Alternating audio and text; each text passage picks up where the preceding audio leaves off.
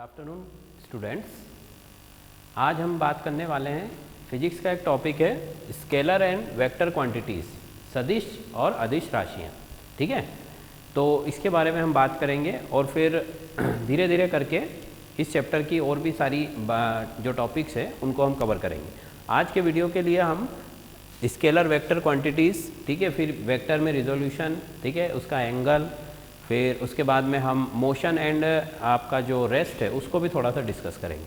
ठीक है, तो ये सब चीज़ें हम स्टार्ट करते हैं। तो फर्स्ट है हमारा अदिश और सदिश राशियाँ, स्केलर एंड वेक्टर क्वांटिटीज़। ठीक है, तो क्या होती है स्केलर और वेक्टर क्वांटिटी फिजिक्स के अंदर? तो फिजिक्स के अंदर स्केलर और वेक्टर क्वांटिटीज़ जो होती हैं उनका मतलब ये होता है, देखिए अब हिंदी में तो इनके नाम से क्लियर हो रहा है, दिश का मतलब होता है दिशा। ठीक है, तो अदिश मतलब जिसकी कोई दिशा नहीं है और सदिश मतलब जिसकी दिशा है। देखिए कोई भी क्वांटिटी है फिजिक्स में, कोई भी राशि है, उसके अंदर दो चीज़ें, एक तो होगा मैग्नीट्यूड, ठीक है, और दूसरा है आपकी डायरेक्शन।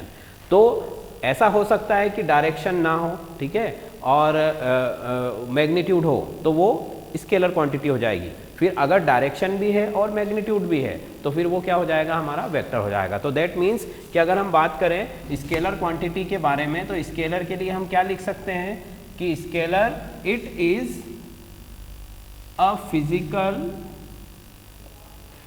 क्वांटिटी हैविंग अब वेक्टर में स्केलर में मैंने क्या बताया, क्या क्या चीज़ होती है, हैविंग ओनली भाई डायरेक्शन तो है ही नहीं इसके अंदर, केवल क्या है इसके अंदर, मैग्नीट्यूड। तो हैविंग ओनली मैग्नीट्यूड, ठीक है। यहां पर हम क्या लिखेंगे, नो डायरेक्शन, मतलब डायरेक्शन नहीं है, दिशा नहीं है। मतलब स्केलर क्वांटिटीज जो होती हैं भौतिकी की वे राशियां होती हैं जिनमें आपकी क्या है, जिनमें मैग्नीट्यूड तो है, मतलब उनकी मैग्नीट्यूड का मतलब क्या है, मैग्नीट्यूड का मतलब जैसे मैंने कहा कि भाई 5 किलोग्राम इसका वजन है तो उसका जो 5 हो गया, जो वैल्यू हो गई, वो हो गया आपका मैग्नीट्यूड। ठीक है, तो हम क्या लिख सकते हैं कि मैग्नीट्यूड तो है बट डायरेक्शन नहीं है। मतलब ऐसी राशियों में दिशा नहीं होती है, दिशा नहीं होती है, सिंपल सी बात। स्केलर क्वांटिटीज में आपको दिशा नहीं मिलेगी। एग्जाम्पल में हम देखेंगे तो एग्जाम्पल क्या है हमारा, अभी मैंने बोला मास मतलब द्रव्यमान की कोई भी दिशा नहीं है। द्रव्यमान के बाद हम ले लें वॉल्यूम, मतलब आयतन, इसकी भी कोई दिशा नहीं होती है। द्रव्यमान, आयतन, फिर हम ले लें लेंथ, मतलब लंबाई, यहाँ पर भी क्या है, दिशा है क्या, नहीं है। भाई मास, मैंने कहा किसी का मास जो है, द्रव्यमान जो है वो 10 किलोग्राम है, किसी का द्रव्यमान मान लीजिए 20 किलोग्राम है, 100 किलोग्राम, जितना भी हो, बट इसमें कोई दिशा बताई क्या, मैंने नहीं बताई, क्योंकि उसकी रिक्वायरमेंट ही नहीं, केवल मैग्नीट्यूड है। यहाँ पर मैग्नीट्यूड क्या है, मास, मैग्नीट्यूड जो है 5, 10, 15, 20 जो भी है, इसकी दिशा नहीं है। ठीक है, वैसे ही वॉल्यूम मतलब आयतन, मैंने कहा कि 1 लीटर पानी है या 1 लीटर दूध है, 4 लीटर है, 10 लीटर है, 20 लीटर है, आधा लीटर है, जितना भी है। ठीक है, बट इसमें भी कोई डायरेक्शन की रिक्वायरमेंट नहीं है, इसमें डायरेक्शन नहीं है। ठीक है, तो मतलब कि आयतन भी जो है आपका वो क्या है, स्केलर क्वांटिटी, उसमें डायरेक्शन नहीं है। फिर लेंथ की बात करो तो लेंथ मतलब लंबाई, मैं भाई कह सकते हैं हम कि 5 मीटर लंबाई है, 1 मीटर है, 2 मीटर है, 10 किलोमीटर है, 20 किलोमीटर है, जितना भी हम बोलना चाहें। तो मैग्नीट्यूड तो है इसमें भी, बट इसमें हमने ये नहीं बताया कि वो लेंथ किस डायरेक्शन में है, मतलब कि लेंथ भी क्या है, डायरेक्शन लेस है, इसमें भी आपकी जो है इकाई, मतलब आपकी जो दिशा है वो नहीं। ठीक, फिर आता है टाइम भी एक स्केलर क्वांटिटी है। टाइम को भी अगर हम देखें तो टाइम भी क्या है, स्केलर क्वांटिटी है। भाई समय की क्या दिशा होगी, समय तो हर दिशा में है, आप ऐसा बोल सकते हैं। तो समय का मान हो सकता है कि भाई हमने कहा कि जैसे कि 3 बज रहे हैं, 4 बज रहे हैं, 5 बज रहे हैं, जो भी हो, बट आपका समय की भी कोई दिशा नहीं, हमको थोड़ी मालूम कि समय किस दिशा से किस दिशा में बह रहा है। एक्चुअल में टाइम क्या है, टाइम भी एक मतलब आप ये कह सकते हैं कि स्पेस टाइम जो है वो फ्लो होते रहते हैं और उसी में सारी चीज़ें हैं, हमारा जो भी यूनिवर्स है वो सब उन्हीं के अंदर है। ठीक है, चलो वो एक अलग चीज़ है। तो टाइम भी जो है हमारा वो आपका क्या है, स्केलर क्वांटिटी, उसमें भी दिशा नहीं है, मैग्नीट्यूड है बट दिशा नहीं है। तो क्लियर है कि स्केलर क्वांटिटीज ऐसी क्वांटिटीज जिनमें डायरेक्शन नहीं है, ओनली हैविंग मैग्नीट्यूड, जिनमें दिशा नहीं है, केवल क्या है, उनका मान है, उनकी वैल्यू है। और एग्जाम्पल भी हमने देख लिए। दूसरे नंबर पर आती है हमारी वेक्टर क्वांटिटी। तो वेक्टर क्वांटिटी को देखो, वेक्टर में क्या होगा, अब वेक्टर में मतलब सदिश राशि, सदिश का मतलब है जिसमें दिशा है, ठीक है। अब दिशा अकेली तो नहीं हो सकती है भाई, मान भी होगा उसका कुछ ना कुछ। अगर दिशा अकेले की बात करेंगे तब भी आपकी जो वैल्यू है, मतलब जो भी आपने क्वांटिटी बोली है उसका कोई सेंस नहीं है। तो हम यहाँ पर क्या लिख सकते हैं कि it is a physical quantity, it is the physical quantity having both क्या क्या दोनों चीजें इसके पास है, having both magnitude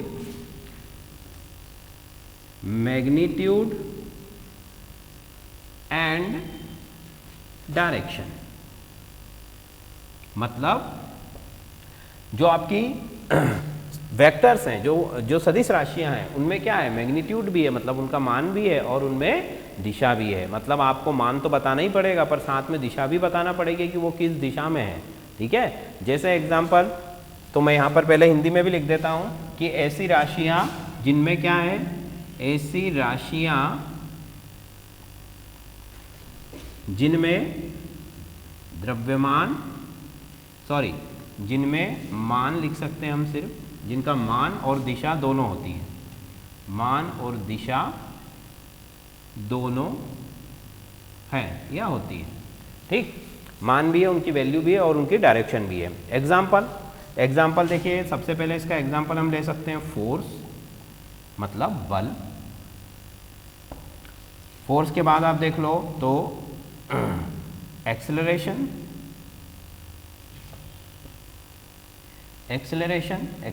का मतलब क्या होता है, त्वरण। ये भी एक सदिश राशि है, ठीक है। फोर्स हो गया, एक्सेलरेशन हो गया, फिर इसके बाद में डिस्प्लेसमेंट,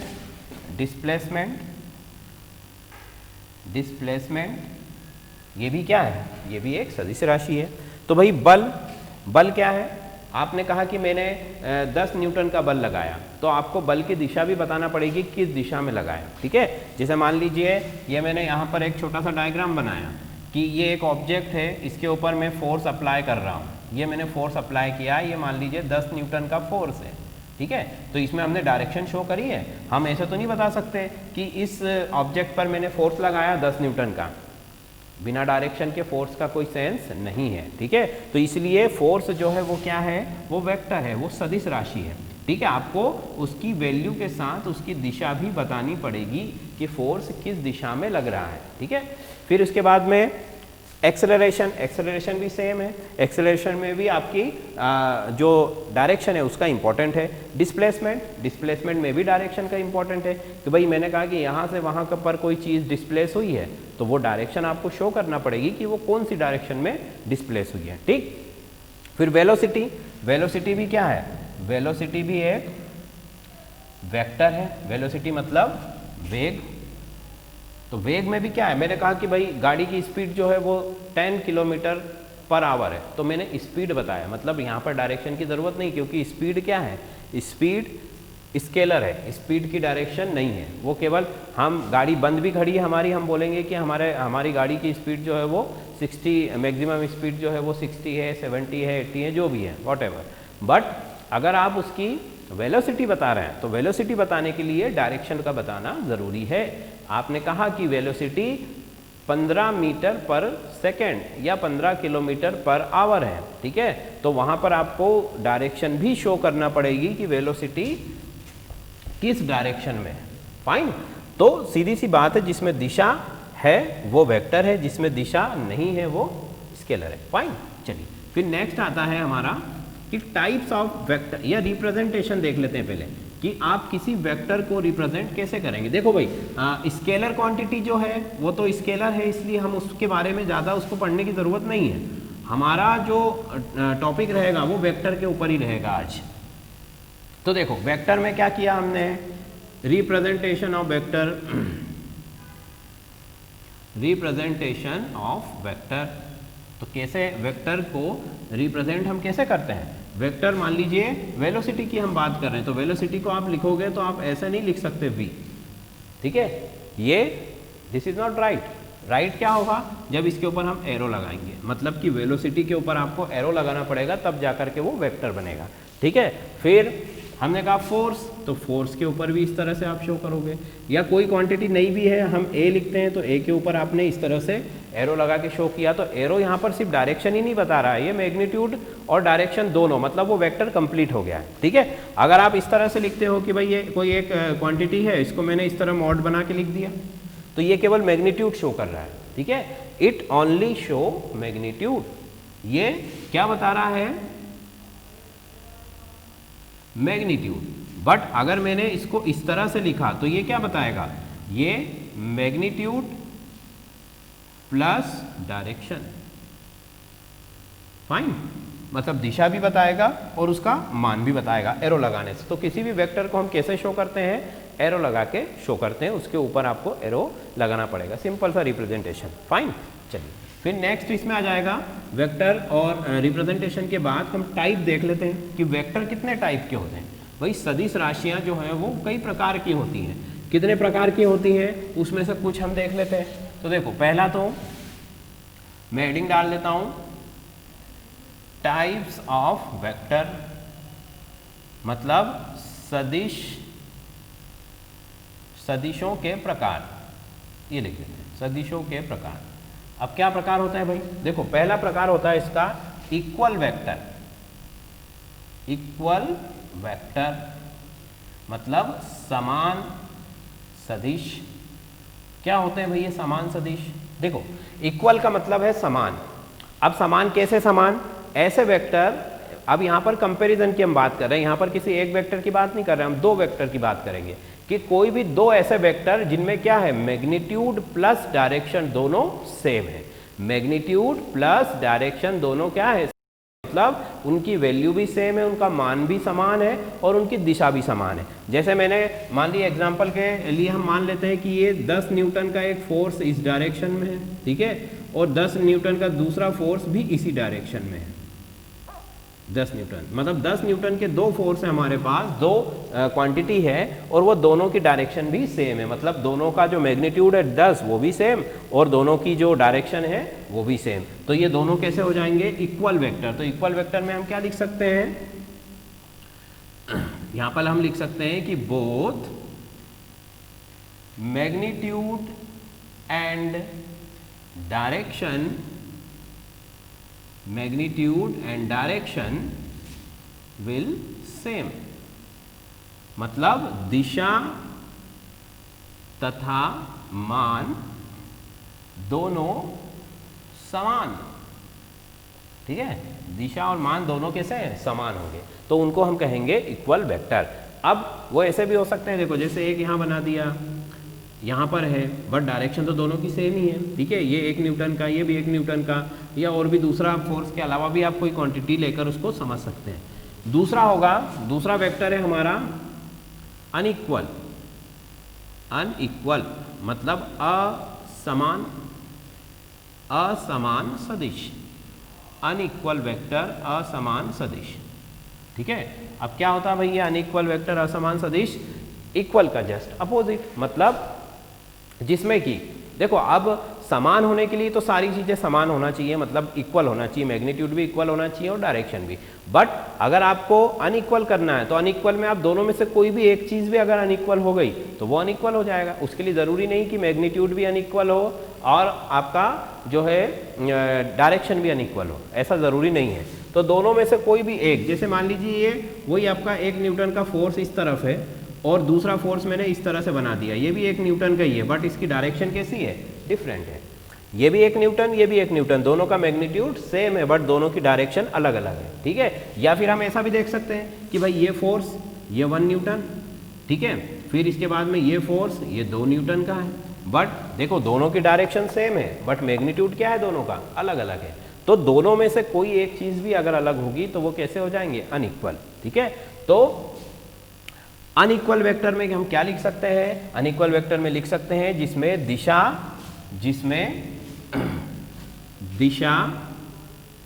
दिशा तथा उसका जो मान है उनमें से कोई भी एक असमान होगा। ये दोनों चीजें हमने जो बोली है, ये दो वेक्टर के बारे में हम बोल रहे हैं, किसी एक वेक्टर की बात नहीं कर रहे हैं, हम कंपैरिजन कर रहे हैं।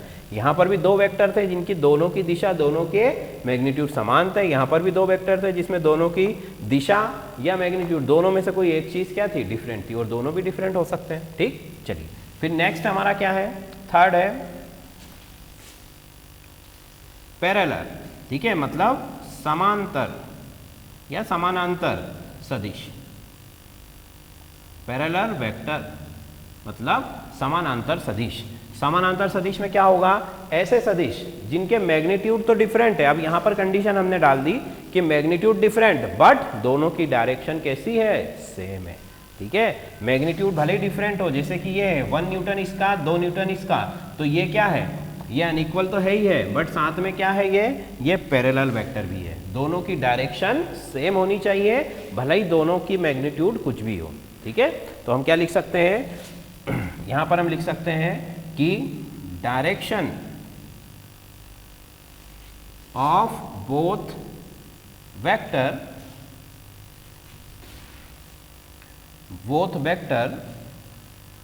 Should have same. मतलब दोनों वेक्टर की जो डायरेक्शन है, दोनों सदिश राशियों की जो दिशा है, वो कैसी होनी चाहिए? वो समान होनी चाहिए, चाहे उनका जो मैग्नीट्यूड है वो कैसा भी हो। मतलब मैग्नीट्यूड may be different, मतलब मैग्नीट्यूड असमान हो सकता है, चलेगा, बट दिशा कैसी होनी चाहिए? समान, तभी वो क्या कहलाएंगी? समानांतर। जैसे रेल की पटरियां एक दूसरे के समानांतर है, क्योंकि दोनों की दिशा कैसी है? एक ही है। तो वैसे ही यहाँ पर दोनों की दिशा एक होनी चाहिए, बट दोनों का मैग्नीट्यूड असमान हो सकता है। फाइन, तो ये तीन टाइप हो गए हमारे। पहला इक्वल जिसमें दोनों समान, फिर अनइक्वल जिसमें से कोई एक असमान, और पैरेलल में कंडीशन दे दी, इसमें भी दोनों में से कोई एक चीज ही इक्वल है, बट कंडीशन क्या दे दी कि डायरेक्शन ही समान होनी चाहिए, मैग्नीट्यूड समान होने से काम नहीं चलेगा। चलो फिर नेक्स्ट देखो, तो नेक्स्ट है हमारा पैरेलल के बाद है हमारा anti parallel. Anti parallel vector. ठीक है, एंटी पैरेलल का क्या होगा भाई? एंटी पैरेलल का मतलब ये होगा कि जिसमें डायरेक्शन दोनों की कैसी है? अपोजिट है। एंटी का मतलब ही होता है अपोजिट, तो ये समानांतर नहीं है, ये एक दूसरे के कैसे है? अपोजिट है। अब देखो समानांतर में तो दोनों के बीच का जो एंगल है वो कैसा है? दोनों के बीच का एंगल जो है वो 0 होगा, क्योंकि दोनों की डायरेक्शन सेम है। बट यहाँ पर एक वेक्टर इस तरफ जा रहा है, दूसरा वेक्टर इस तरफ जा रहा है। ठीक है, तो ये मान लीजिए ये एक वेक्टर, तो दोनों की डायरेक्शन कैसी हो गई? अलग अलग हो गई। मतलब ये जो एंगल है ये कितना हो गया? यहाँ पर ये एंगल हो गया हमारा 180 डिग्री का। तो एंटी पैरेलल वेक्टर में क्या है? डायरेक्शन दोनों की कैसी है? अलग है, मतलब अलग भी नहीं है, कैसी है? अपोजिट है। तो दिशाएं, दोनों की जो दिशाएं हैं वो दिशाएं कैसी हैं? दिशाएं एक दूसरे के विरुद्ध होगी।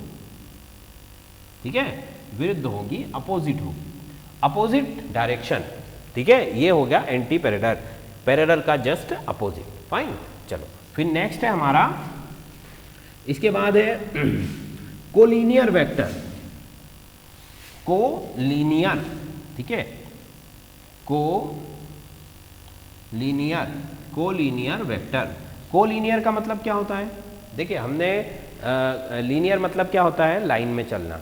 कोलिनियर का मतलब ऐसे वेक्टर जो एक लाइन में है, एक लाइन में मतलब एक के बाद एक आ रहे हैं। जैसे कि देखिए इस तरह से ये मैंने एक वेक्टर बनाया, फिर ये दूसरा बना दिया, फिर ये तीसरा, फिर ये चौथा, इस तरह से ये एक के पीछे एक, जैसे ट्रेन के डिब्बे लगे हुए हैं उसी तरह से ये एक के पीछे एक चल रहे हैं, मतलब लीनियर है, एक लाइन में है। तो एक लाइन, भाई पैरेलल क्या हो सकता है? पैरेलल तो मान लीजिए एक यहाँ है तो दूसरा यहाँ भी हो सकता है, ये दोनों पैरेलल है। ठीक है, बट ये क्या है? ये लीनियर है। तो लीनियर जो चल रहा है, लीनियर एक के पीछे एक चल रहा है, एक लाइन में, सीधी लाइन में, स्ट्रेट लाइन। तो सरल रेखा में या सीधी लाइन में ये जब वेक्टर अरेंज है इस तरह से, तो उसको हम बोलेंगे कोलीनियर वेक्टर। मतलब यहां पर वेक्टर कैसे अरेंज है, वेक्टर एक लाइन में एक दिशा में अरेंज है। फाइन, चलो तो इसमें हम क्या लिख सकते हैं कि भाई इनकी क्या है, सबकी डायरेक्शन जो है वो सेम है और एक लाइन है। यहां लिख सकते हैं हम arrange in a straight line, मतलब स्ट्रेट लाइन, सीधी रेखा में व्यवस्थित होते हैं। फाइन, चलो फिर कोलिनियर के बाद अगला वेक्टर जो हमारा आता है कोप्लेनर। प्लेन का मतलब क्या, प्लेन का मतलब हवाई जहाज नहीं होता है, ठीक है। यहां पर प्लेन, क्लोप्लेनर का मतलब है एक ही प्लेन में, एक ही तल में। जैसे हम तीन प्लेन पढ़ते हैं एक्स वाई जेड, एक्स मतलब हॉरिजॉन्टल, वाई मतलब वर्टिकल, और वो जो जेड होता है वो उन दोनों के परपेंडिकुलर होता है, ठीक है। तो एक्स वाई जेड मतलब कि तीन अलग अलग प्लेन है। तो कोप्लेनर ऐसा वेक्टर जो एक ही प्लेन में है, ठीक है। जैसे मान लीजिए ये एक वेक्टर है, ये एफ, और ये दूसरा वेक्टर है F1, हम इसको दे देते हैं, ये x, ये y में। तो ये दोनों कैसे हैं, ये दोनों एक ही प्लेन में, ठीक है भाई। जैसे मेरी ये दो उंगलियां हैं, ये मान लीजिए एक F फोर्स है, ये दूसरा F1 है, या F1 F2 है, ये दो फोर्स हैं, बट दोनों कैसे हैं, एक ही प्लेन में है। एक ही प्लेन का मतलब एक ही तल में, ये देखो ये एक ही तल में है दोनों, ठीक है। अगर मान लीजिए कि मैं इनको इस तरह से अरेंज कर लूँ, ऐसे, ठीक है, तो देखो अब क्या हो रहा है, अभी भी ये एक ही प्लेन में है, ये इस तरह से। मतलब हम यहाँ क्या बोल सकते हैं, आप इनको किसी भी तरह से अरेंज करके देख लीजिए, ये हमेशा एक ही प्लेन में आएंगे। मतलब कि कोई भी दो वेक्टर हमेशा एक ही प्लेन में रहते हैं, कोई भी दो। तीसरा जब आ जाएगा तो फिर कंडीशन अलग हो जाएगी, वो प्लेन में रह भी सकता है, प्लेन में नहीं भी रह सकता है, ठीक है। बट अगर जब तक दो वेक्टर है तो वो दोनों वेक्टर क्या होंगे, हमेशा एक ही प्लेन में होंगे। मतलब द्विविमीय, जिसको हम पढ़ते थे ना, द्विविमीय गति, तो वैसे ये द्विविमीय है, मतलब एक प्लेन में है। भले ही उनके जो प्लेन है वो जो प्लेन है, ठीक है, वेक्टर दो हैं, बट वो कैसे हैं, वो एक ही प्लेन में है। तो आप ऐसे अरेंज कर लीजिए उनको, चाहे तो आप उनको ऐसे अरेंज कर लीजिए, ठीक है, ऐसे अरेंज कर लीजिए, आप उनको कैसे भी अरेंज कर लीजिए। अगर दो है तो वो एक ही प्लेन में आएंगे, ठीक। फिर दिक्कत कब आएगी, दिक्कत तब आएगी जब तीसरा आ गया। जैसे ये देखो, ये x के साथ ही अब ये z आ गया, तो ये z ये इस तरह से हो गया, ये देखो, मतलब ये दो तो एक ही प्लेन में हो गए हमारे, ठीक है। ये इस तरह से देखो आप, ये दो एक प्लेन में हो गए, बट ये तीसरा क्या आ रहा है, प्लेन से बाहर आ रहा है। मतलब कि ये अब कोप्लेनर नहीं रहे। क्यों, क्योंकि यहां पर तीसरा वेक्टर आ गया। अगर ये ऐसे होते तीनों तो ये एक प्लेन में भी, एक प्लेन में है, बट ये ऐसे जब रहेगा तो ये एक प्लेन में नहीं है। मतलब अगर दो से ज़्यादा वेक्टर आते हैं तो वो ज़रूरी नहीं है कि वो एक ही प्लेन में हो, वो अलग प्लेन में भी जा सकता है। बट अगर दो वेक्टर हैं तो वो हमेशा हमेशा एक ही प्लेन में रहेंगे। फाइन, चलो तो ये कोप्लेनर हो गया, सॉरी। अब नेक्स्ट हमारा जो वेक्टर है वो है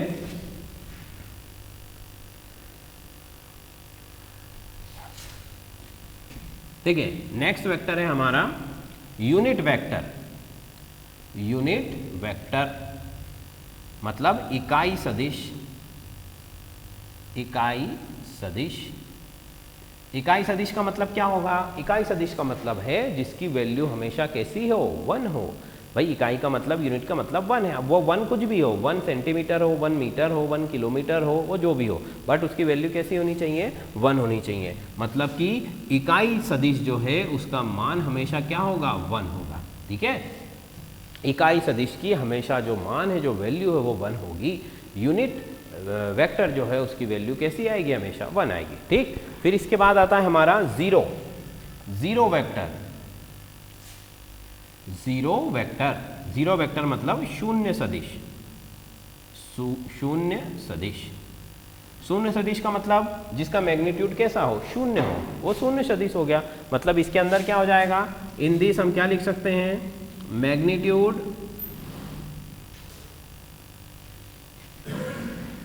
मैग्नीट्यूड शुड बी 0। भाई जब मान ही 0 हो गया तो फिर डायरेक्शन का कोई महत्व नहीं रहा। क्योंकि सदिश के लिए तो दोनों ही चीज़ें ज़रूरी है, वैल्यू भी होनी चाहिए और डायरेक्शन भी होनी चाहिए। अगर डायरेक्शन नहीं है तो वो स्केलर बन जाएगा, अगर मैग्नीट्यूड 0 हो गया तब वो किसी काम का ही नहीं है, वो हमारे किसी काम का नहीं है, तो वो शून्य सदिश हो गया, जिसका मैग्नीट्यूड क्या हो जाएगा 0, वो सदिश। फाइन, चलिए, तो ये हमने सदिश के कुछ टाइप पढ़े। अब हम अगला देखते हैं, अब हम नेक्स्ट देखते हैं सदिश के टाइप के बाद हम देखते हैं, ठीक है, टाइप के बाद अब आ जाइए आप सीधे, देखिए एंगल की बात करें, एंगल ऑफ वेक्टर या बिटवीन वेक्टर, दो वेक्टर के बीच का एंगल। तो सदिशों के बीच कोण, ठीक है। अब दो सदिशों के बीच में कोण को या एंगल को हम कैसे डिटरमाइन करेंगे। जैसे मान लीजिए ये मैंने बनाया, यहाँ पर आप देखेंगे ये एक सदिश, ये दूसरा सदिश, इस तरह से बना दिया और ये एंगल आपको दे दिया मैंने मान लीजिए 120, तो क्या यही इन दोनों के बीच का कोण होगा, ठीक है। अभी देखते हैं हम एक एक करके। मान लीजिए दूसरा मैंने इस तरह से बना दिया, ये एक, ये दूसरा, इनके बीच का कोण मान लीजिए मैंने दे दिया 30 डिग्री, तो क्या यही कोण इनके दो सदिशों के बीच का कोण होगा, ठीक है। फिर मान लीजिए मैंने इस तरह से बना दिया, ये देखिए इस तरह से बना लेते हैं हम इसको, ये एक सदिश इस डायरेक्शन में, ठीक है, और जो दूसरा हमारा सदिश है वो इस डायरेक्शन में। फाइन, अब इनके, इसको थोड़ा सा और नीचे बना लेते हैं हम इस डायरेक्शन में, इनके दोनों के बीच का जो कोण है वो मान लीजिए 45 डिग्री का है, तो इनके बीच का कोण क्या होगा, ठीक है। अब देखिए सबसे पहली चीज़, एक बात हमेशा ध्यान रखिए कि जब भी हमको एंगल निकालना है तो हमको क्या करना है, हमको दो सदिशों की पैरेलल शिफ्टिंग करना पड़ेगी। पैरेलल शिफ्टिंग मतलब समानांतर उनको शिफ्ट करना पड़ेगा। कैसे शिफ्ट करना पड़ेगा, जैसे मान लो ये सदिश है ना, अब ये ऐसा है, अब मैं इसको यहाँ पर भी बना सकता हूँ, तो इसकी वैल्यू में और इसकी डायरेक्शन में कोई चेंज आया क्या, नहीं आया, मतलब मैंने इसको उठा के यहाँ से क्या रख दिया, यहाँ पर रख दिया।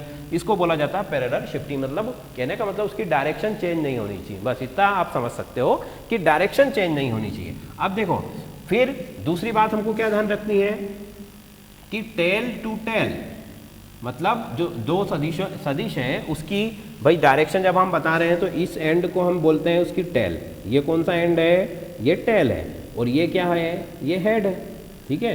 तो मतलब अगर आपको एंगल निकालना है दो सदिशों के बीच का, दो वेक्टर्स के बीच में आपको एंगल निकालना है, तो आप क्या करोगे, या तो उन दोनों के हेड से हेड मिलाओ या इन दोनों के टेल से टेल मिलाओ, मतलब दोनों के एंड पॉइंट को एक तरफ रखो, एक ही पॉइंट पर, या फिर उनके दोनों का जो हेड है, जो एरो वाला साइड है, उसको एक तरफ रखो, तो आप उनके एंगल को फिर मेजर कर सकते हो। तो टेल टू टेल या फिर हेड टू हेड, इस तरह से हम इसको मेजर कर सकते हैं कि टेल टू टेल या हेड टू हेड। क्लियर, चलो तो कैसे भाई, देखो अब यहां पर देखते हैं हम, अब ये एंगल हमको क्या दे रखा है 120 डिग्री। फाइन, ये इसको मैं मिटा देता हूँ।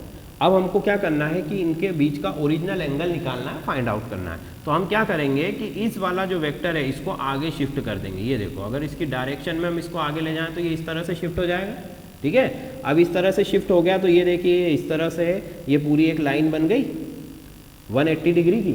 अब 180 डिग्री की लाइन में ये एक एंगल हमको दिया है 120 का, ये एंगल कितने का दिया है हमको 120 का, ये ज़्यादा ही है 120 से, वैसे हमने ऐसे ही लिख लिया है 120 का एंगल है। तो 180 माइनस 120 तो क्या आ जाएगा, 180 माइनस 120 कितना हो जाएगा 60 डिग्री, मतलब ये जो एंगल है ये कितना हो जाएगा 60 डिग्री। और अब आप यहाँ पर देखोगे कि ये जो वेक्टर है हमारा, इसकी ये टेल है और ये जो वेक्टर है इसकी भी ये टेल है, मतलब दोनों की टेल कैसी हो गई है, मिल गई है, दोनों की पूंछ, दोनों का आखिरी हिस्सा क्या हो गया, मिल गया है। तो मतलब कि ये ओरिजिनल एंगल हमारा आ गया है, ये एंगल हमने फाइंड आउट कर लिया है कि इस वेक्टर और इस वेक्टर के बीच का जो एंगल है वो कितना है 60 डिग्री का है। ये एंगल इनका नहीं है, 120 डिग्री का जो एंगल है वो इनके बीच का एंगल नहीं है। इनके बीच का एंगल कौन सा है, इनके बीच का एंगल 60 है। कैसे, इसको आपने उठा के शिफ्ट कर दिया, इसको आगे बढ़ा दिया, तो ये टेल और ये टेल दोनों की टेल मिल गई। जहां पर दोनों की टेल मिली है वहां पर आपने उसको एंगल को देख लिया कि भाई 180 है, ये 180 में से 120 तो पहले से ही दे रखा है आपको, तो उसको माइनस कर लिया, 60 आ गया। ठीक, फिर वैसे ही आप इसको पीछे भी लेके आ सकते हैं, पीछे भी बढ़ा सकते हैं। भाई इस वाले वेक्टर को अगर आप पीछे बढ़ा लेते हो तो ये देखो, ये हो गया, ये पीछे बढ़ा लिया। अब पीछे देखो तो अभी इसको मत देखो, इसको मैं मिटा देता हूँ, ये देखो, अब सिर्फ इतना देखना है हमें। तो अब यहाँ से देखो, ये भी एक सीधी लाइन है, सीधी लाइन में ये कोण कितने का है, 120 डिग्री का, तो वही 180 माइनस 120 मतलब कितना हो गया, ये 60 हो गया। तो चाहे आप इस वाले वेक्टर को शिफ्ट करो, चाहे इस वाले वेक्टर को शिफ्ट करो, दोनों ही कंडीशन में आपका एंगल कितना आ रहा है, 60 डिग्री। मतलब हम जो कर रहे हैं वो सही कर रहे हैं। भाई अगर गलत कर रहे होते तो दोनों कंडीशन में अलग अलग आंसर आता, बट ये सही है कि अगर आप टेल से टेल मिला लीजिए या तो हेड से हेड को मिला लीजिए। वो कंडीशन आपको देखकर करना पड़ेगा कि टेल से टेल या हेड से हेड अगर मिला हुआ है तो वो आपका उसका ओरिजिनल एंगल फाइंड आउट है। चलो फिर दूसरा वाला देखो, तो दूसरे वाले में क्या है भाई कि ये तो ऑलरेडी दोनों के हेड मिले हुए हैं, मतलब ये जो एंगल दिया हुआ है ये कैसा है, ये राइट एंगल है। आपको कुछ भी करने की जरूरत नहीं, क्योंकि उसमें हेड टू हेड मिला हुआ है। हमने पहले ही कहा कि या तो हेड से हेड मिला होना चाहिए या टेल से टेल मिली हुई होनी चाहिए। चलो फिर इस वाले को देखो जरा, तो इस वाले को हम थोड़ा सा और अच्छे से बना लेते हैं कि ये इस तरह से है। मतलब कि यहाँ पर क्या है, यहाँ पर एक का हेड है और दूसरे की क्या है, टेल है। मतलब ये एंगल इनके बीच का एंगल नहीं है। तो बस फिर क्या करो, फिर इसको निकालो, तो इसको पीछे शिफ्ट कर लो, ये पीछे बढ़ा लिया, ये देखो ये सीधी लाइन बन गई। अब इस वेक्टर को हमने पीछे ले लिया है, सीधी लाइन बन गई, ये पैरेलल शिफ्टिंग हो गई। अब दोनों का हेड मिल गया एक दूसरे से, ठीक है। तो अब ये देखो ये लाइन फिर से 180 की, 180 में एंगल दिया हुआ है 45 का, तो 180 माइनस 45 मतलब ये एंगल कितने का आ गया, ये एंगल 135, ठीक है। तो 135 का आपका ये एंगल है, ये एंगल 135, मतलब इन दोनों वेक्टर के बीच का जो एंगल है वो कितना है, 135 डिग्री, 135 डिग्री, ठीक। उसी तरह से हम क्या कर सकते हैं, अभी इसको शिफ्ट किया था, अभी इसको शिफ्ट कर लो, इसको शिफ्ट कर लो, तो इसको आगे शिफ्ट कर लो आप यहाँ से, ये देखो, तो ये इसकी टेल हो गई और ये इस वाले की भी टेल हो गई, ये दोनों की टेल मिल गई। तो मतलब कि ये एंगल, ये देखो, अब ये तो 45 ही होगा इस तरफ वाला, ठीक है। तो 45 होगा, मतलब कि ये अगर 45 है तो ये कैसा है, वो से 135 है, या फिर वही से 180 माइनस 45 मतलब 135 डिग्री, ये हो गया 135 डिग्री, ठीक है।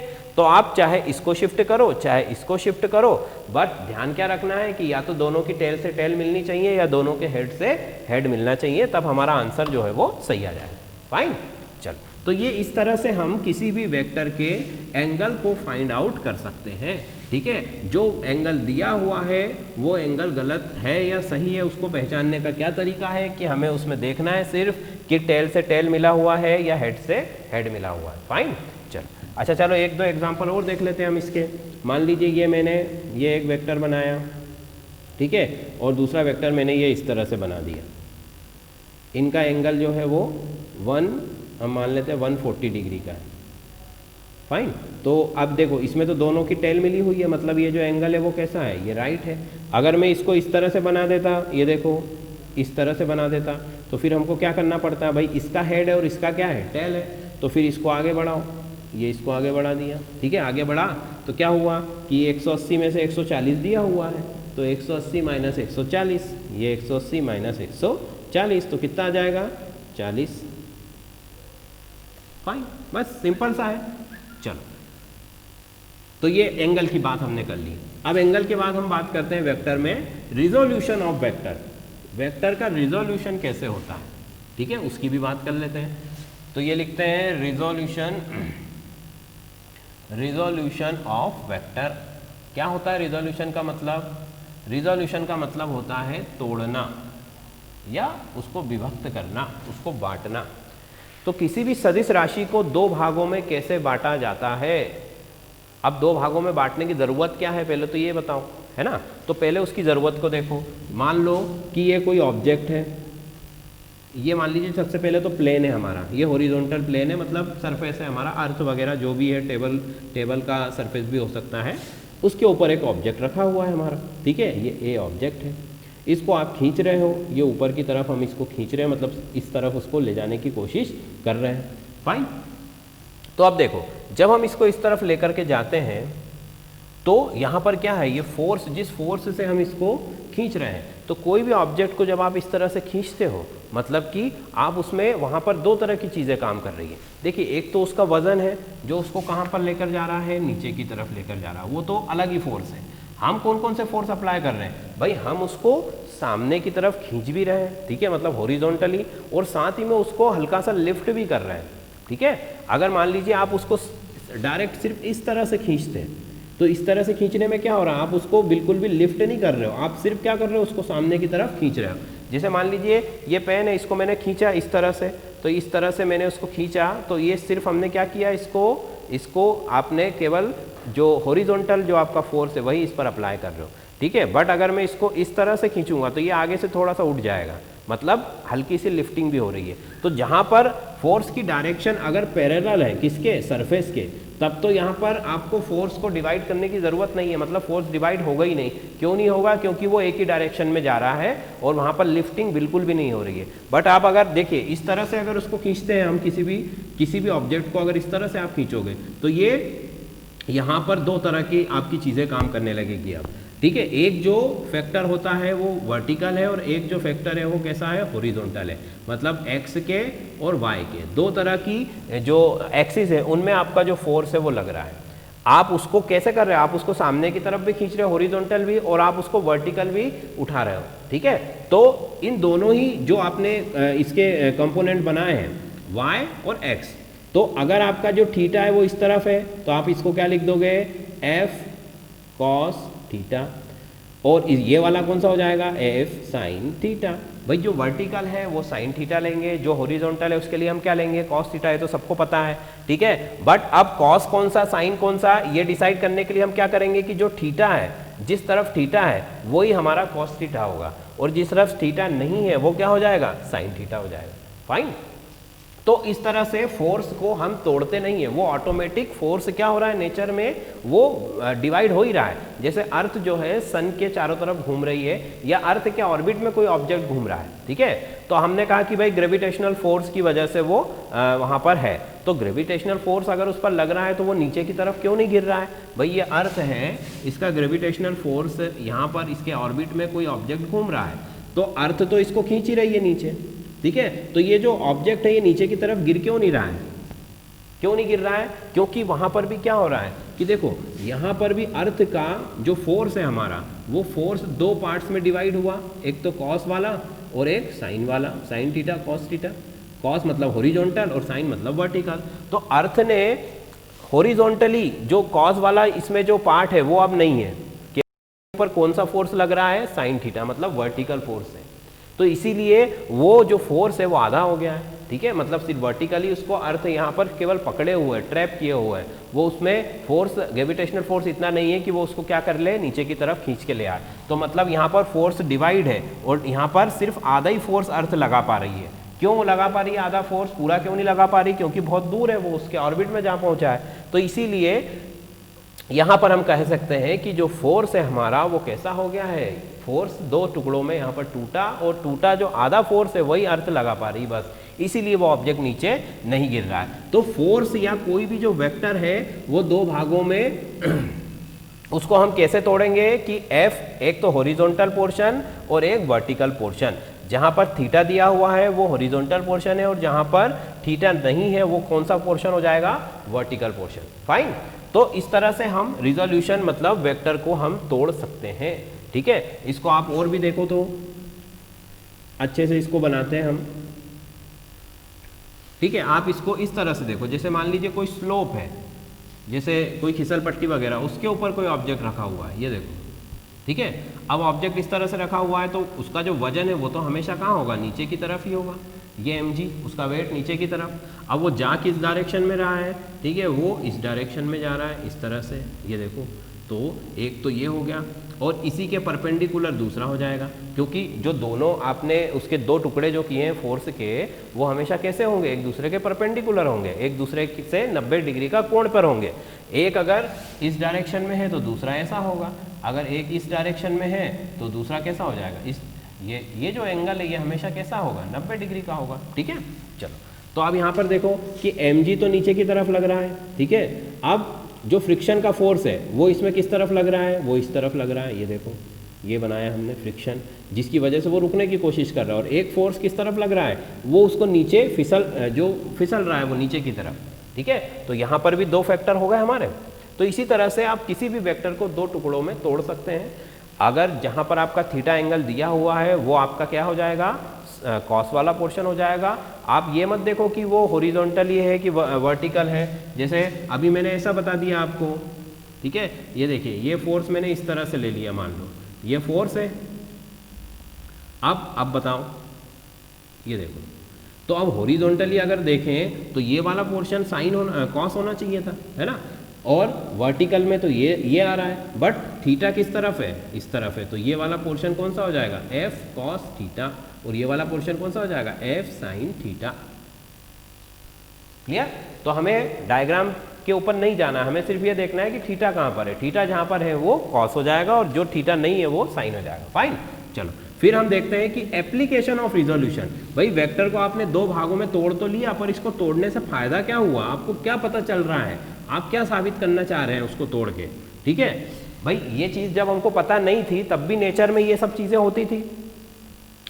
फिजिक्स, केमिस्ट्री, बायोलॉजी, साइंस जो भी है, इनसे रिलेटेड जो भी इन्वेंशन या डिस्कवरीज हुई हैं, वो चीज़ें जब हमें पता नहीं थी तब भी वो होती थी, ठीक है। हमने तो केवल क्या किया, हमने केवल उसको फाइंड आउट किया है, हमने उसकी खोज की है कि भाई ऐसा होता है। जो चीज़ें हमारे आसपास हो रही हैं, जो विज्ञान, जो भी जैसे हम मोड़ पर गाड़ी जब घुमाते हैं तो झुक जाते हैं अंदर की तरफ, ऐसा क्यों होता है। जिसको नहीं पता उसके साथ भी होगा, और जिसको पता है उसके साथ भी होगा। ऐसा तो नहीं है कि जिसको मालूम है वो रोक लेगा उस चीज़ को, नहीं रोक पाएगा, क्योंकि वो नेचुरल फिनोमिना, फिजिक्स के जो भी लॉ है वो नेचुरल लॉ है, वो सब पर लागू होंगे, चाहे उसकी जानकारी उसे हो चाहे उसकी जानकारी उसे ना हो। आप अनजाने में कोई गलत काम करो चाहे जानबूझ के करो, दोनों की सजा मिलेगी, ठीक है। तो अब देखो कि ये रिजोल्यूशन का फ़ायदा क्या है, इसको तोड़ने का क्या सेंस है, या इससे क्या फ़ायदा है, क्या एप्लीकेशन है, इसका उपयोग क्या है। तो देखो, पहला उपयोग हमने हमेशा देखा है, एक क्वेश्चन हम छोटी क्लासेस में पढ़ते थे कि कोई भी ऑब्जेक्ट है उसको खींचना ज़्यादा आसान है या उसे धकेलना ज़्यादा आसान है, ठीक है। कोई भी रोलर है, यहाँ पर हम एक रोड रोलर का एग्जांपल ले सकते हैं, या फिर जो क्रिकेट की पिच पर जो रोलर घुमाते हैं हम, ठीक है, उसका एग्जांपल ले लो। तो रोलर है एक, मान लीजिए, ठीक है, ये रोलर है हमारा, ये हमारा सरफेस है, ठीक है, अर्थ का सरफेस है। अब पहली कंडीशन क्या है हमारे पास, पुल। पुल का मतलब क्या, पुल का मतलब खींचना, ठीक है, पुल का मतलब खींचना, ये लिख दिया हमने, खींचना। अब इसको आप खींचोगे तो ये देखो, ये खींच रहे हैं, ये एफ डायरेक्शन में आप इसको खींचने की कोशिश कर रहे हो, ठीक है। इसका जो वेट है वो कहाँ पर लगेगा, हमेशा नीचे की तरफ। ये mg इसका जो वेट है ये नीचे की तरफ लग रहा है, ठीक है। अब ये जो ये देखो, इसको हम पूरा अगर मिलाएंगे तो ये हॉरिजॉन्टल वाला जो फोर्स है ये तो क्या हो जाएगा भाई, एफ कॉस थीटा, ठीक है। ये वाला जो है वो थीटा हो जाएगा, कॉस थीटा, और जो वर्टिकल वाला जो फोर्स है वो एफ साइन थीटा, ठीक है। ये एफ, ये साइन वाला पोर्शन हो गया, ये कॉस वाला पोर्शन हो गया। तोड़ रहे हैं ना भाई हम, तो तोड़ रहे हैं, तो क्या हो गया, एक पोर्शन हो गया कॉस वाला, एक पोर्शन हो गया साइन वाला। अब आप देखो यहाँ पर ध्यान से कि एफ साइन थीटा जस्ट किसके अपोजिट है, mg के, उसके भार के, ठीक है। मतलब जो रोलर का भार है, जो रोलर का वजन है, उसके जस्ट अपोजिट कौन काम कर रहा है, एफ साइन थीटा काम कर रहा है। मतलब फोर्स का जो आधा हिस्सा है जो आप उसको खींच रहे हो, उसका आधा हिस्सा किसको बैलेंस कर रहा है, उसके वजन को। मतलब आपको वजन कैसा होगा, कम फील होगा, ठीक है। इसको अगर हम लिखें तो किस तरह से लिख सकते हैं कि यहाँ पर अगर जब आप इस पर फोर्स इस तरह से लगा रहे हो, इसको खींच रहे हो, ठीक है, तो ये इसका जो वेट है वो क्या हो जाएगा, इसका वेट, ये दोनों एक दूसरे को क्या करने वाले हैं, ये एक दूसरे को कम करेंगे भाई, रिड्यूस करेंगे। ऑब्वियसली अपोजिट डायरेक्शन में है तो क्या होगा, रिड्यूस होगा। सेम डायरेक्शन में होता तो प्लस हो जाता, इंक्रीज हो जाता। तो मतलब यहाँ पर हम क्या लिख सकते हैं कि जो वेट है, किसका वेट, इसका वेट, वो वेट कितना है, F sine theta minus mg, या mg minus F sine theta भी लिख सकते हैं, mg minus F sine theta, ठीक है। तो क्या इसका वजन कम हो गया, नहीं, वजन कम हुआ नहीं है, वजन तो उतना ही है जितना है, बट हमें फील कम हो रहा है, ठीक है, क्योंकि हम उस सही एंगल से उसको खींच रहे हैं। तो पुल कर रहे हैं, जब खींच रहे हैं उसे, तो क्या हो रहा है, खींच रहे हैं तो जो वजन है आपका, वो वजन जो है वो किसको अपोजिट कर रहा है, एफ साइन थीटा इसको जो है वो बैलेंस कर रहा है, या इसको एक रिएक्शन फोर्स लगा रहा है, आप ऐसा बोल सकते हो। भाई क्रिया के विपरीत प्रतिक्रिया होती है, ठीक है। तो वैसे यहाँ पर एक्शन के अगेंस्ट रिएक्शन फोर्स है कि एक्शन क्या है, एक्शन मतलब mg और रिएक्शन क्या है f। तो हम यहाँ पर ये w जो वेट है मतलब जो r है, जो रिएक्शन फोर्स जो है, वो फाइनली हमें क्या फील होगा, mg minus F sine theta. Clear. तो यहाँ पर वजन कम हो रहा है और f cos थीटा जो हॉरिजॉन्टल में जा रहा है वो तो उसको खींचने का काम कर ही रहा है। फाइन। मतलब यहाँ पर जब आप उसको इस तरह से खींचते हो तो जो आपने फोर्स लगाया है उसके दो कंपोनेंट बनाए, एफ साइन थीटा और एफ कॉस थीटा। तो कॉस थीटा है वो तो उसको पूरी तरह खींचने का काम कर रहा है, और जो साइन थीटा है वो क्या कर रहा है, वो जो है उसका वजन कम करने का काम कर रहा है। तो मतलब वजन कम होगा तो ऑब्वियसली आपको खींचने में क्या हो जाएगी, आसानी हो जाएगी। ठीक है। तो ये इक्वेशन किस तरह से बन रही है, ये इक्वेशन जब बन रही जब हम उसको पुल कर रहे हैं, उसको खींच रहे हैं। ठीक है। अब दूसरी कंडीशन देखते हैं। तो दूसरी कंडीशन में क्या है भाई, देखो दूसरी कंडीशन में हम उसको पुश कर रहे हैं, ये दूसरी कंडीशन हो गई पुश। पुश का मतलब हो गया धकेलना। मतलब अब आप उसको ऐसे नहीं खींच रहे हो, अब आप क्या कर रहे हो, उसको ऐसे चला रहे हो आगे की तरफ। ठीक है। तो आगे की तरफ में क्या होगा, देखो ये रोलर है, वही रोलर है आपका, ये उसका वेट है mg, ये भी सेम है। ठीक है। अब हम उसको क्या करने वाले हैं, अब हम उसको इस तरह से धक्का दे रहे हैं। ये देखिए अब इसकी डायरेक्शन ऐसी हो गई, हमारा जो फोर्स है उसकी डायरेक्शन कैसी हो गई, इस तरफ हो गई, ऐसा आ गया। फाइन। अब जब वो ऐसा लग रहा है, ठीक है, तो ये देखिए ये इस तरह से इसको आगे बढ़ा लेते हैं ताकि एंगल वगैरह अच्छे से बन जाए हमारे, है ना। तो ये फोर्स हमने आगे बढ़ा लिया। अब क्या होगा भाई, देखो जरा, अब इसके भी दो हमें क्या करना पड़ेंगे, परपेंडिकुलर दो पोर्शन बना लिए हमने। ये देखो ये बन गया,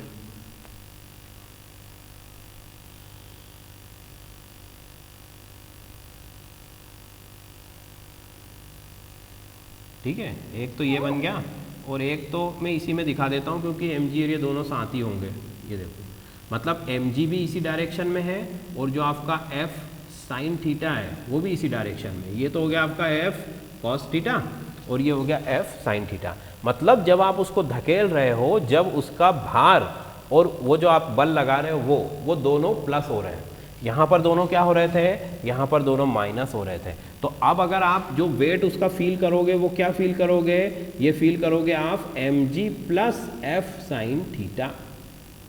अब दोनों में अंतर देखना जरा, यहाँ mg minus f sine theta था, यहाँ mg प्लस। इसका मतलब क्या हुआ कि जब आप उसको धक्का दे रहे हो तब आप उसके वजन को बढ़ा रहे हो, इसीलिए आपको उसको धकेलने में क्या होने वाली है, प्रॉब्लम होने वाली है। जब खींच रहे थे तब उसका वजन आपको कम फील होगा, बट जब धका रहे हो उसको तो उसका वजन क्या होगा, आपको ज़्यादा फील होगा। क्यों ज़्यादा फील होगा, क्योंकि जो फोर्स आपने लगाया है उसका एक कंपोनेंट जो f साइन थीटा है वो उसके वेट में जाके क्या हो गया, ऐड हो गया, उसके वेट में जाके जुड़ गया। ठीक है। ये देखिए ये वेट में जाकर के जुड़ गया, इसलिए mg plus f sine theta. तो अब बचा कौन, सिर्फ कॉस थीटा। भाई ये तो क्या हो गया, ये तो विद्रोही हो गया, ये अपना ही काम बिगाड़ रहा है। ठीक है। बल लगाया, उसका एक आधा हिस्सा तो आप किसको दे रहे हो, उसके वजन को बढ़ाने के लिए दे रहे हो, तो आप सिर्फ आधे हिस्से से ही उसको खींच पा रहे हो, मतलब आधे हिस्से से ही उसको मूव कर रहे हो। तो इसीलिए आपको धकेलने में ज़्यादा ताकत लगेगी अपेक्षा किसके, उसको खींचने के। ठीक है। तो खींचना मतलब ज़्यादा कम ताकत और धकेलना मतलब ज़्यादा ताकत। फाइन। तो ये resolution vector, resolution of vector का एक एप्लीकेशन है कि यहाँ पर हम समझ सकते हैं कि किसी भी चीज़ के, किसी भी वेक्टर के जब हम दो पार्ट करते हैं तो वो दोनों पार्ट जो है वो अलग अलग तरह से काम कर रहे हैं। ठीक है। एक आपकी एंगल के ऊपर डिपेंड है कि आप उस दोनों को आपके पॉजिटिव वे में लेकर जा रहे हो या दोनों को आप अपने नेगेटिव लेकर जा रहे हो, या दोनों में से किसी एक को नेगेटिव ला रहे हो, दोनों तो नेगेटिव नहीं जाएंगे। तो यहाँ पर आप देखोगे कि दोनों हमारे लिए काम कर रहे हैं। जो भी फोर्स हम इस पर अप्लाई कर रहे हैं उसमें F जो कंपोनेंट है वो भी और जो कॉस वाला जो कंपोनेंट है वो भी, ये दोनों कंपोनेंट हमारे फेवर में काम कर रहे हैं, इसलिए हमारा जो वर्क डन है वो इजीली हो जाएगा और हमें कम जो है एनर्जी की रिक्वायरमेंट होगी। बट अगर आप इस तरह से काम कर रहे हो तो यहाँ पर आप क्या कर रहे हो कि आप अपनी ताकत का एक हिस्सा उसी को दे रहे हो। इसीलिए वहाँ पर आपके लिए क्या हो जाएगी, एनर्जी का जो कंजप्शन है वो ज़्यादा हो जाएगा, मतलब एनर्जी रिक्वायरमेंट ज़्यादा, मतलब कि आप जो है जो वहाँ पर वर्क डन भी आपको ज़्यादा करना पड़ेगा, ज़्यादा ताकत लगानी पड़ेगी। फाइन, चलो फिर दूसरा देखो, तो जब हम चलते हैं तो वहाँ पर भी हम क्या कर रहे हैं, वहाँ पर भी रिजोल्यूशन ऑफ वेक्टर हो रहा है। कैसे हो रहा है भाई रिजोल्यूशन ऑफ वेक्टर? मान लीजिए ये आपका पैर है, ठीक है, अब ये पैर तो अच्छे से नहीं बनेगा, ठीक है, ये पैर बना दिया मैंने, ये पैर है आपका और ये ज़मीन है, ये आप इस पर चल रहे हो, ठीक है। तो आप क्या कर रहे हो कि भाई पैर से आप ज़मीन को इस तरह से हम ज़मीन को दबाते हैं पैर से, ठीक है, और ज़मीन फिर हमारे ऊपर क्या कर रही है, अर्थ जो है वो भी हमारे ऊपर क्या करती है, वो रिएक्शन फोर्स लगाती है, जिसकी वजह से फिर हम चल पा रहे हैं, ठीक है। तो मान लीजिए ये फोर्स जो है हमारा, ये एक तो ये हो गया, ठीक है, तो एक ये हो गया, फाइन। चलो अब देखो, तो फ्रिक्शन का जो फोर्स है, फ्रिक्शन का जो फोर्स है वो कैसा है, ये अगेंस्ट लगेगा इस तरफ से। भाई आप स्लिपरी जो सरफेस है उस पर तो नहीं चल सकते हो, ठीक है, तो फ्रिक्शन आपको ज़रूरी है। तो यहाँ पर आप देखोगे कि जो हम फोर्स लगा रहे हैं, ठीक है, अर्थ के ऊपर, उसका भी हम रिजोल्यूशन कर सकते हैं, और जो अर्थ हम पर फोर्स लगा रही है उसका भी रिजोल्यूशन कर सकते हैं, दोनों का रिजोल्यूशन कर पाएंगे।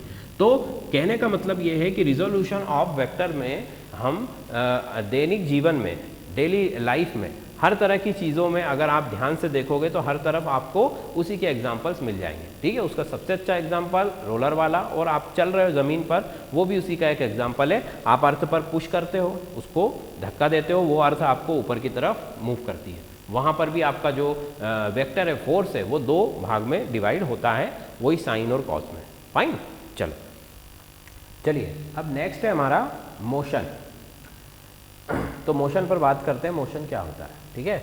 मोशन क्या होता है, मोशन का मतलब होता है कि अपना प्लेस चेंज करना, ठीक है, या फिर आप बोल सकते हो कि टाइम के रिस्पेक्ट में हो या फिर हमारे सराउंडिंग के रिस्पेक्ट में हो। तो उसको हम, अगर हमारा प्लेस, हमारी जो पोजीशन है वो चेंज हो रही है, तो वो फिजिक्स के अकॉर्डिंग क्या होगा, मोशन होगा, एक जगह से दूसरी जगह जाना, मूव किया। भाई रेस्ट का मतलब क्या, रेस्ट मतलब हम आराम से बैठे हुए हैं, रुके हुए हैं, ठीक है, बैठे हो या खड़े हो, कैसे भी हो, बट मूवमेंट नहीं हो रहा है। और मोशन का मतलब कि हम मूव कर रहे हैं, एक जगह से दूसरी जगह पर जा रहे हैं, ठीक है। वहाँ पर आप डायरेक्शन हो, डायरेक्शन कैसी है, कितनी दूर जा रहे हैं, वो सब अलग चीज़ें हैं, केवल क्या होना, पोजीशन का चेंज होना, वो मूवमेंट कहलाता है, वो मोशन कहलाता है। जैसे पेन मेरे हाथ पर है, मैंने इसको उठाकर कहाँ रख दिया, यहाँ पर रख दिया, तो यहाँ पर उसका क्या हो गया, मोशन इसके अंदर आया, मतलब ये पोजीशन इसकी चेंज हुई है। भाई अगर मैं यहाँ पर एक कदम इस तरफ आ जाता हूँ या फिर आगे आ जाता हूँ, तो ये भी क्या हुआ है, मेरी पोजीशन में चेंज हुआ है, मैं जिस जगह पर खड़ा था उस जगह पर चेंज हुआ है, इसीलिए इसको हम कहेंगे मोशन। तो मोशन के अंदर क्या हो रहा है कि मोशन के अंदर किसी भी ऑब्जेक्ट की जो पोजीशन है वो चेंज हो रही है, किसके रिस्पेक्ट में, टाइम के रिस्पेक्ट में या फिर सराउंडिंग के रिस्पेक्ट में। तो यहाँ पर हम लिख सकते हैं कि change in the position of any object, किसी भी ऑब्जेक्ट की बात कर लीजिए आप, change in the position of any object, ठीक है, विथ रिस्पेक्ट, किसकी रिस्पेक्ट में, इन टाइम और सराउंडिंग, ठीक है। जैसे मैंने कहा कि भाई स्पीड की हम बात करें, वेलोसिटी की बात करें, तो हम कहेंगे कि हमने 1 घंटे में इतने किलोमीटर की जो है वो दूरी तय की, या इतने किलोमीटर हम गए, ठीक है, तो वो भी क्या है, वो मोशन है, क्योंकि वो टाइम के रिस्पेक्ट में आप बता रहे हो। सराउंडिंग के रिस्पेक्ट में, जैसे मान लीजिए सराउंडिंग के रिस्पेक्ट में क्या है कि हम मेरे पीछे मान लीजिए ये जो ब्लैक बोर्ड है ये चेंज हो रहा है, ठीक है, दूसरा ब्लैक बोर्ड आ गया या फिर और कोई तीसरा आ गया, तो ये सराउंडिंग के रिस्पेक्ट में। भाई कोई भी चीज़ आपको खड़ी हुई कब मिलेगी, कि जब वो और उसके आसपास की जो चीज़ें हैं वो सब मतलब रेस्ट में है, या रेस्ट में, या ना कहें कि उससे हमें ऐसा लग रहा है कि वो चीज़ रेस्ट में है, वो रेस्ट में हो या नहीं हो वो भी अलग चीज़ है, ठीक है। क्योंकि यहाँ पर हम मोशन में आगे हम और भी पढ़ेंगे हायर क्लासेस में कि मोशन भी क्या है कि एक तरह से आभासी भी हो सकता है। मतलब कैसे, जैसे आप बस में बैठे हुए, बस में बैठे बैठे आप किसी ऑब्जेक्ट को बाहर देख रहे हो, ठीक है, तो वो आपको चलता हुआ लगेगा, ठीक है। मान लीजिए कोई स्कूल है, कोई बिल्डिंग है, वो आपको पीछे की तरफ जाती हुई दिखाई देगी, पर क्या एक्चुअल में वो चल रही है, उसमें मूवमेंट हो रहा है, नहीं, ये आपको सिर्फ लग रहा है ऐसा, तो वो रिलेटिव मोशन में आएगा, ठीक है। बट अभी तो हम नॉर्मल मोशन की बात कर रहे हैं कि अगर सराउंडिंग के रिस्पेक्ट में या फिर टाइम के रिस्पेक्ट में अगर ऑब्जेक्ट की पोजीशन चेंज होती है तो वो क्या कहलाएगा, वो मोशन कहलाएगा, ठीक है। चलो फिर अब हम यहाँ पर कितने टाइप के मोशन पढ़ने वाले हैं भाई। देखो मोशन, पहला मोशन है हमारा जो हम पढ़ेंगे वो है लीनियर या स्ट्रेट लाइन मोशन। पहला मोशन है हमारा स्ट्रेट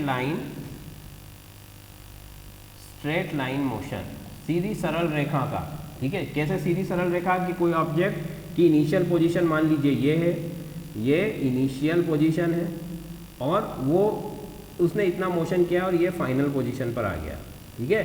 चाहे वो इस डायरेक्शन में जाए, चाहे वो इधर चला जाए, चाहे इधर चला जाए, किधर भी चला जाए, वो सीधी रेखा में गति कर रहा है, स्ट्रेट लाइन मोशन है उसका। मतलब वो उसकी डायरेक्शन इनिशियल टू फाइनल कैसी रहेगी, सेम रहेगी, वो डायरेक्शन चेंज नहीं कर रहा है, मतलब वो इस तरह से मूवमेंट नहीं कर रहा है। वो कैसा कर रहा है, वो स्ट्रेट लाइन में जा रहा है, जहाँ से शुरू हुआ था, जब उसकी डायरेक्शन जो भी थी वो फाइनल पोजीशन पर जाएगा तब तक उसकी डायरेक्शन वही रहेगी, तो ये कहलाता है स्ट्रेट लाइन मोशन, ठीक है। दूसरा मोशन हम यहाँ पर पढ़ेंगे सर्कुलर मोशन। सर्कुलर मोशन का मतलब, सर्कुलर मोशन मतलब घूमना, ठीक है। जैसे अर्थ सन के सराउंड में क्या कर रही है, घूम रही है। या फिर मान लीजिए आप किसी स्टेडियम का चक्कर लगा रहे हो, ठीक है। ग्राउंड में जाते हैं ना, पार्क में हम लोग जॉगिंग करते हैं तो राउंड लगाते हैं, ठीक है। तो राउंड लगा रहे हो आप, ठीक है, दौड़ रहे हो, या बाइक से जो वो मेले वगैरह में देखे आप, उसके अंदर बाइक चलाते हैं, मौत का कुआं, वो भी क्या कर रहे हैं, वो सर्कुलर मोशन है, गोल गोल गोल गोल घूम रहे हैं, ठीक है। या फिर मान लीजिए वो जो बैल को बांध के घुमाते हैं, इस तरह से वो बैल घूमता रहता है, कोल्हू का बैल जिसको बोला जाता है, वो भी क्या है, सर्कुलर मोशन है, क्योंकि बैल क्या हो रहा है, उसी एक पॉइंट के अपनी मतलब वहाँ पर वो सर्कुलर में, एक सर्कल में घूम रहा है, ठीक है। जैसे ये देखो, ये एक सर्कल है, तो यहाँ पर वो घूम रहा है इस तरह से, ठीक है। हम घूम रहे हैं, चाहे कोई भी ऑब्जेक्ट है वो इस तरह से गोल गोल गोल गोल घूम रहा है, तो सर्कुलर मोशन। और सर्कुलर मोशन में हर पॉइंट पर हमें पता है कि जो डायरेक्शन है वो क्या हो जाती है, चेंज हो जाती है, ठीक है। तो ये दूसरे तरह का मोशन हम पढ़ेंगे, straight line motion, circular motion. फिर तीसरा है रोटेटरी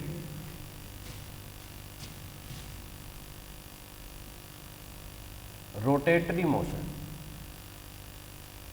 ठीक है। अब रोटेटरी मोशन का मतलब क्या है भाई, रोटेटरी मोशन मतलब रोटेट करना। देखो रोटेट करना, सर्कुलर, दोनों में अंतर है। रोटेट कैसे, अपने एक्सिस पर रोटेट कर रहा है, जैसे अर्थ हमारे एक्सिस पर रोटेट, अपने खुद के एक्सिस पर रोटेट करता है, ठीक है। कोई आपका जो है कोई भी बेयरिंग है व्हील्स के अंदर, ठीक है, व्हील्स जो होता है वो भी क्या होता है, अपने एक्सिस पर रोटेट करता है, अपने अक्ष पर घूमना, ये रोटेशन है। और जो सर्कल है उसकी आप जो कहें कि उसके चारों तरफ घूमना, या उसकी जो परिधि जिसको हम बोलते हैं उस पर घूमना, वो क्या है, सर्कुलर मोशन। अपने अक्ष पर घूमना रोटेटरी मोशन है, ठीक है। जैसे कि अर्थ अपने एक्सिस पर घूमती है, वो रोटेटरी मोशन है, ठीक है। बट अर्थ जब सन के सराउंड घूमती है, चारों तरफ घूमती है, तो वो कौन सा मोशन है, वो सर्कुलर मोशन है, फाइन। तो सर्कुलर, रोटेशन, दोनों अलग अलग चीज़ है। फिर एक आता है वाइब्रेशन मोशन पढ़ेंगे हम, ठीक है। वाइब्रेशन मोशन क्या होता है, वाइब्रेशन मोशन का मतलब कि एक पॉइंट है कोई सा भी, उसके दोनों तरफ इस